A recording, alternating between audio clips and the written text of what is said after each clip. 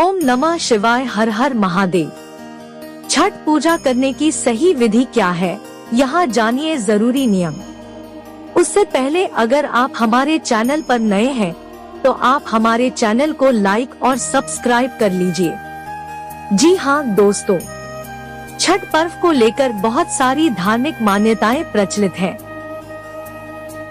मान्यता है कि इस व्रत को करने से सूर्य देव और छठी मैया का आशीर्वाद प्राप्त होता है, जिससे अखंड सौभाग्य के साथ साथ संतान को उत्तम स्वास्थ्य का वरदान मिलता है।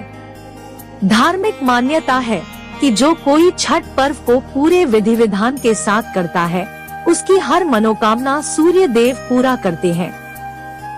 जी हाँ दोस्तों, छठ पूजा करने की सही विधि क्या है, यहाँ जानिए जरूरी नियम। छठ पूजा करने की सही विधि क्या है, यहाँ जानिए जरूरी नियम। जी हाँ दोस्तों, इसके बाद क्रमशः खरना, शाम का अर्घ्य और सुबह का अर्घ्य निवेदित किया जाएगा। बिहार, झारखंड और उत्तर प्रदेश में छठ पर्व को काफी उल्लास और श्रद्धा के साथ मनाया जाता है।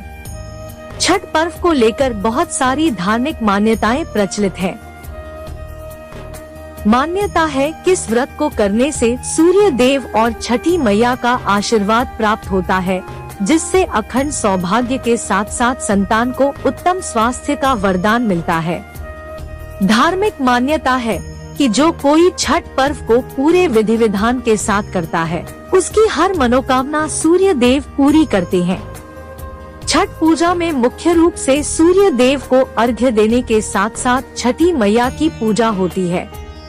छठ पूजा के लिए कुछ सामग्रियों की विशेष आवश्यकता होती है।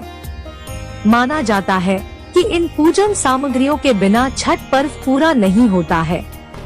छठ पूजा की पूजन सामग्रियों में बांस की टोकरी, सूप, नारियल, पत्ते लगे गन्ने, अक्षत, सिंदूर, धूप, दीप, थाली, लोटा, नए वस्त्र, नारियल पानी भरा, अदरक का हरा पौधा, मौसम के अनुकूल फल, कलश, मिट्टी या पीतल का, कुमकुम, पान, सुपारी। छठ पूजा की विधि। छठ पूजा के दिन सुबह ब्रह्मा मुहूर्त में उठें और स्नान आदि से निवृत्त होकर छठ व्रत का संकल्प लें। इस क्रम में सूर्य देव और छठी मैया का ध्यान करें। व्रती को छठ पूजा के दिन अन्न ग्रहण करना नहीं होता है। संभव हो तो निर्जला व्रत रखकर उसका विधिवत पालन करें।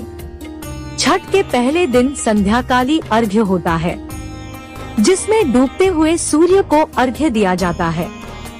ऐसे में इस दिन सूर्यास्त से थोड़ा पहले छठ घाट पर पहुँचे और वहां स्नान करने के बाद अस्ताचलगामी सूर्य को पूरी निष्ठा के साथ अर्घ्य दें।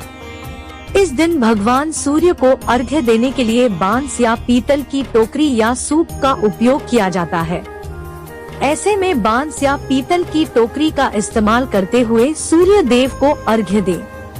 छठ पूजा में जिन टोकरियों या सूपों का इस्तेमाल किया जाता है, उसमें फल, फूल, गन्ने, पकवान इत्यादि समेत पूरी पूजन सामग्रियों को अच्छी प्रकार रखें।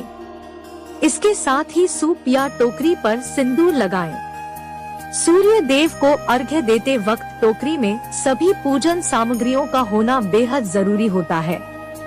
ऐसे में इस बात का विशेष ध्यान रखें। इसके साथ ही पूरे दिन और रात भर निर्जला व्रत रखकर अगले दिन सुबह उगते हुए सूर्य को जल अर्पित करें। सूर्य देव को अर्घ्य निवेदित करने के साथ ही मन उनसे अपनी मनोकामना कहें। छठ पूजा के पहले दिन नहाय खाए होता है। इस दिन व्रती स्नान ध्यान करने के बाद कद्दू भात का सेवन करती है। छठ व्रती को नहाय खाए के दिन शुद्ध और सात्विक भोजन ग्रहण करना होता है। इसके साथ ही इस दिन जब छठ व्रती भोजन कर लेती है, तभी घर के अन्य सदस्य भोजन करते हैं। छठ पूजा के दूसरे दिन को खरना करते हैं। इस दिन व्रती महिलाएं स्नान के बाद चावल और गुड़ का खीर बनाकर खरना माता को अर्पित करती है। शाम को पूजा के बाद घर सभी सदस्य पहले खरना प्रसाद ग्रहण करते हैं, फिर भोजन करते हैं। खरना प्रसाद को बेहद शुभ माना जाता है। जी हाँ दोस्तों, आज का वीडियो यही तक। अगर आपको हमारे तरफ से ये जानकारी अच्छी लगी हो तो कमेंट करके जरूर बताएं और लाइक सब्सक्राइब कीजिए।